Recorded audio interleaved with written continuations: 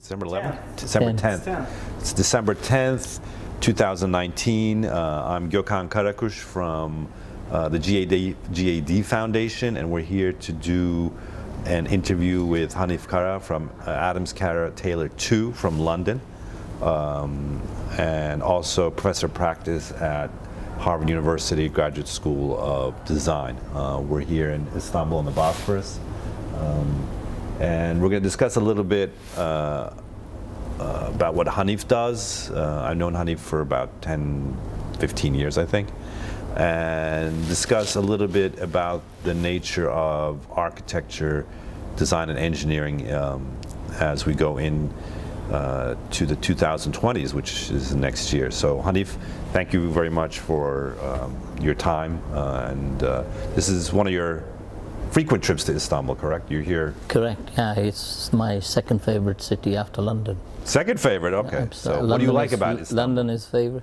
Well, I like, first of all, where it's located, its topology, topography, but more than anything, the fact that it is, well, as everybody says as a cliche, East meets West. So design meets construction, education meets practice. I think it's quite an good intersection for me. Right. But I love the history of the old way of doing architecture. Let's discuss that a little bit, because yesterday you went around and visited some of the Ottoman monuments. Like when you see an classical Ottoman building from the 16th, 17th century, what do you mean the old ways of doing things? What do you see in that? Okay, so the history of construction is what I see, because if we look back, as far back as what they did, you suddenly realize that the clients were also architects, and the architects were also engineers, and all of them were also builders.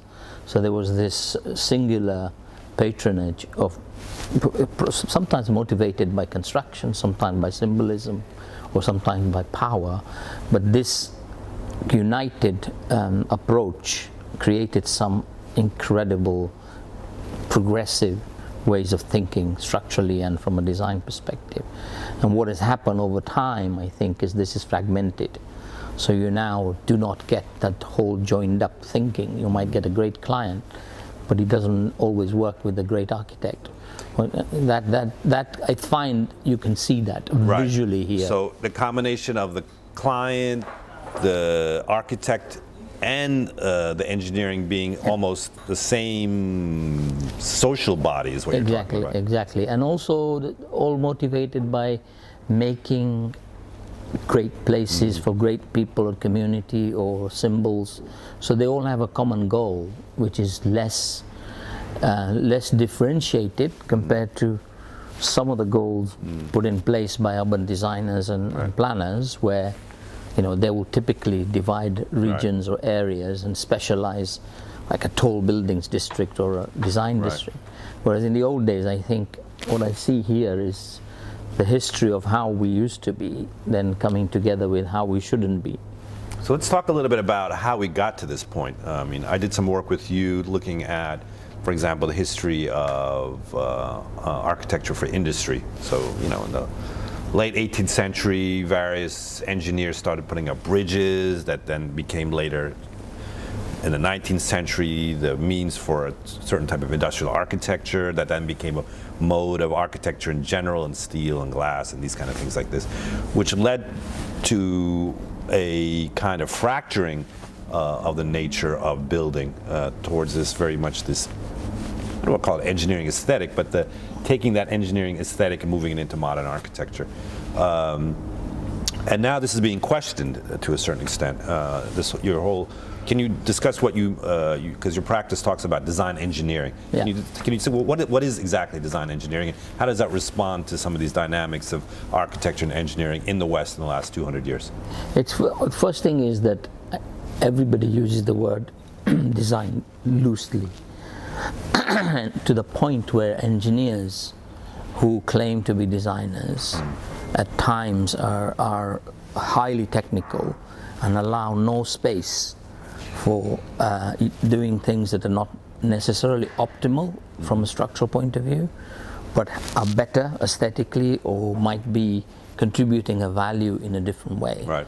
So my attitude has always been to find a sympathetic space where you are actually not always being the engineer who wants to optimize for his purpose only, but also listening to the architect's position and not choosing or tasting the differences between architects, but actually trying to make their work look really good and push their own agenda.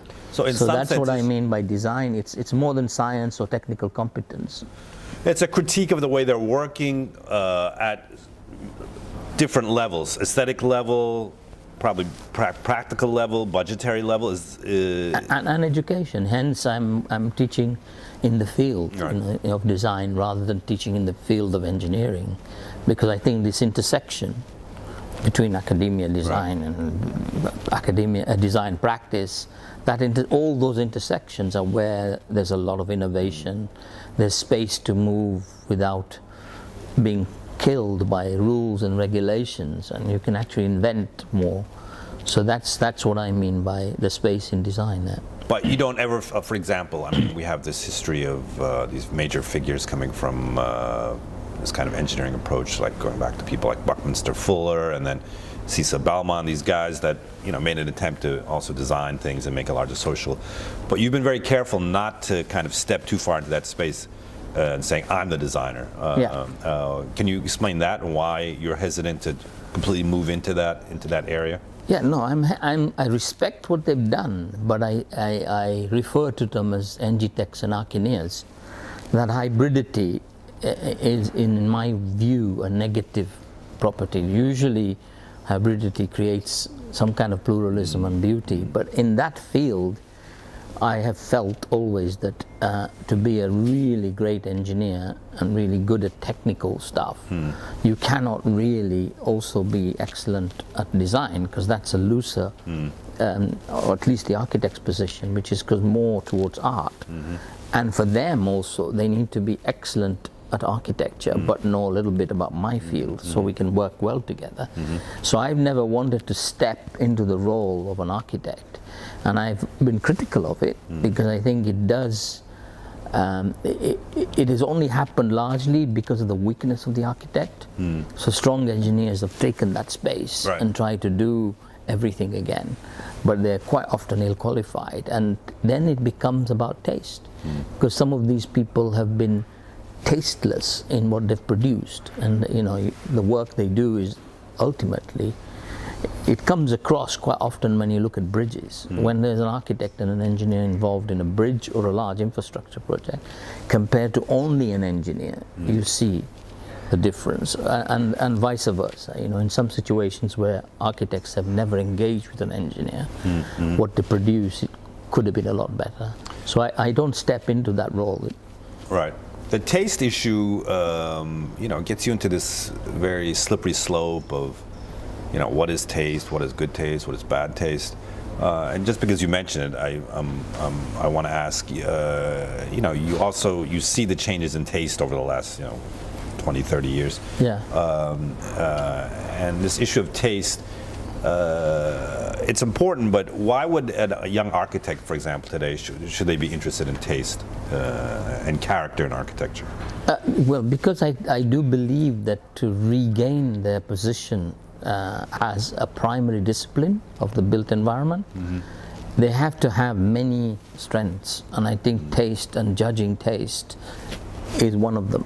Because whilst we might say that ordinary, or let's call our occupiers and users, are good judges of taste themselves, I do strongly believe a well-educated, talented architect has a certain special eye that can find things that make your life better by occupying his building, or by using his space, you actually perform better. So I think that they have to have taste and be able to judge the taste to a point where it's not dictating to people that it should be a certain color or a certain shape. As long as they've actually done it with good thinking, theory, understanding of the social impact, understanding of technological impact, I do believe that young architects should not ignore taste. And this is where the whole beauty word becomes dirty, because then people, they go off and it's quite often, many architects are accused of having zero taste, because what they create is not beautiful in the eyes of the public. So you kind of start thinking about this issue. You can't avoid it, I think, as an architect. Yeah, especially in a period when now it's become this whole,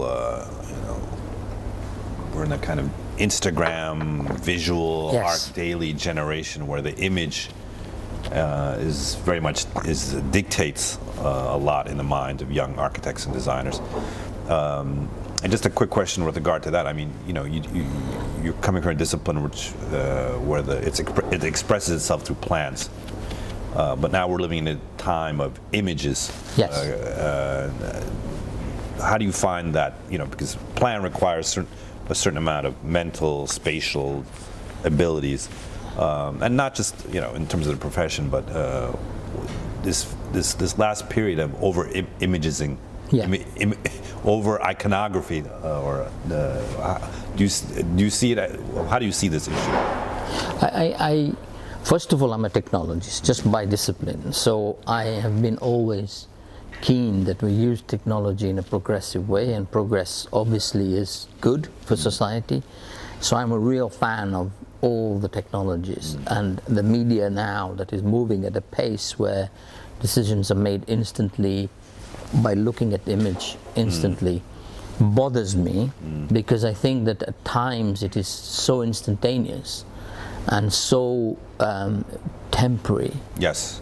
That as you give it more time, that image starts to give you problems. So if you try to really build some of the things you see as an image, it becomes nothing like the original image, or its meaning and its use it doesn't correlate. So I don't believe in necessarily just working off imagery to create cities and the world.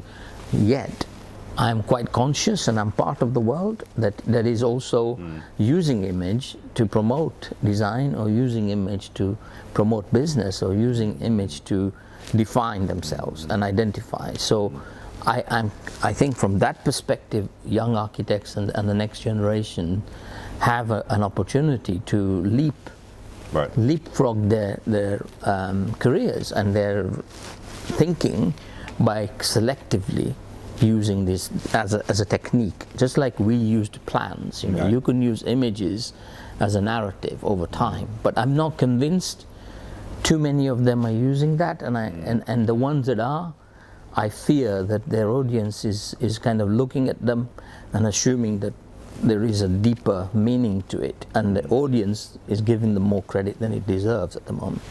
It's interesting in the sense that this whole image and the internet and the technology is also accessible globally. Yes. And you and I have had experiences with the Aga Khan Award for Architecture where we've gone into a lot of non-Western contexts, and been able to judge and take a look at architecture in these places. How do you feel in terms of how architecture is practiced in particularly non-Western contexts? This issue of technology and there's a certain, let's say, pressure on even young architects outside of Europe and let's say North America and places like India or places like Turkey to kind of adapt to this world culture that and sort of ignore the local, which is something we've focused on for many years. I think that on the downside of that is homogenizing the world. Yes. So what you're getting is everybody wants to be like the image they saw, and they're not working bottom up. So in some of the places we're referring to, where I think the technology has been amazing, in underdeveloped countries, they for the first time are getting access to a lot of things that they never had. The danger with that is, it's in human nature, is they then want to be these images, they want to be these things without looking at their own condition. And I fear that, because I think that's where the ecological problems are going to get bigger.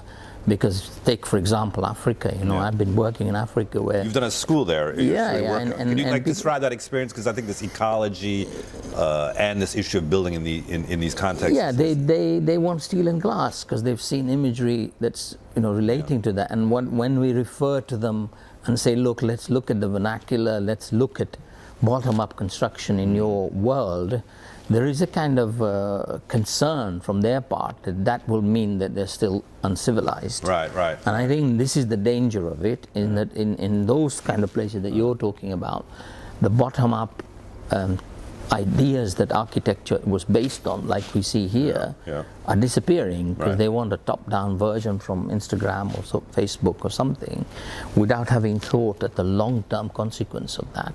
So there's a loss as well as a gain. The gain is educational. I think a lot of these places are getting education at a level where they could never have before. But how you edit is the problem of the next 20 or 25 years, I think. That editing, for example, you mentioned ecology, and right now perhaps, every year the environmental and ecological pressure on the globe and Earth in terms of resources and quality of life is becoming worse. How does, obviously you're an engineer, you're working on structural issues, but in terms of, because we talked a little bit about your work for high technology companies, this issue of environment, adaptability, ecology, how is that starting to develop in your work? Because it seems like it is developing. Yeah, no, I think we're of a fortunate generation in that I practice 24 years old, so half of it life, the first half, it was right in the depth of parametrics and geometry. I prefer to call it geometry. And it was in that three-dimensional first time, thinking three-dimensionally and creating architecture three-dimensionally. The second half, I think, is what I would describe as post-digital, is re-examining the kind of unneeded work we did in that time through a different lens of now going back to saying, well, what if we think about the resource? What are we going to rethink about if we think ecologically?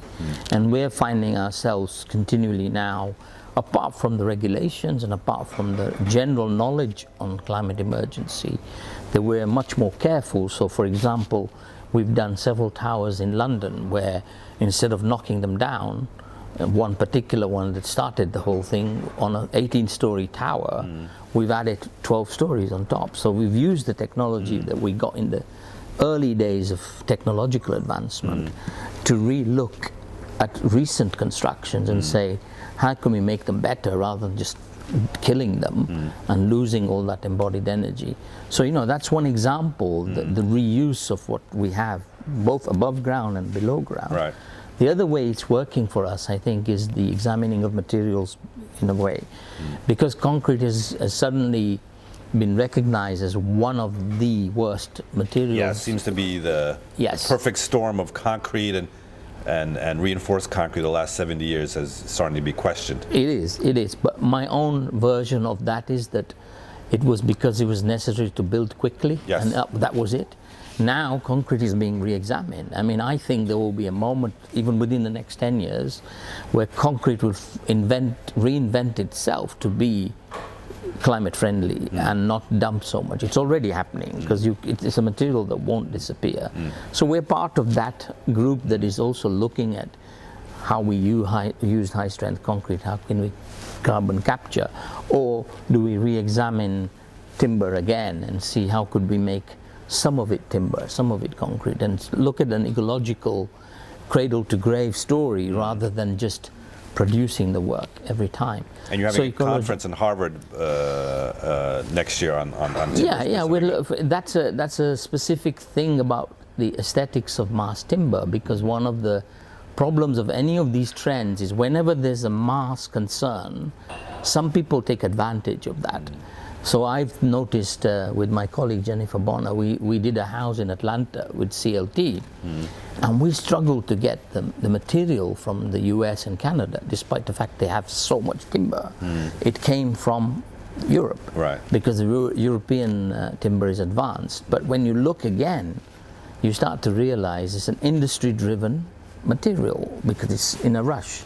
So we're doing a symposium and a studio to examine the aesthetics and going deeper into the ecological equations on that material, and also the formal, because at the moment it's treat it as a sheet of material rather than play with it and carve it or fold it, you know, all those things. Right. And I think this is part of my role and my interest is to say, if we take the bigger problems of ecology, how can we offer our clients something that responds to ecology but still keeps the functional beauty and aesthetics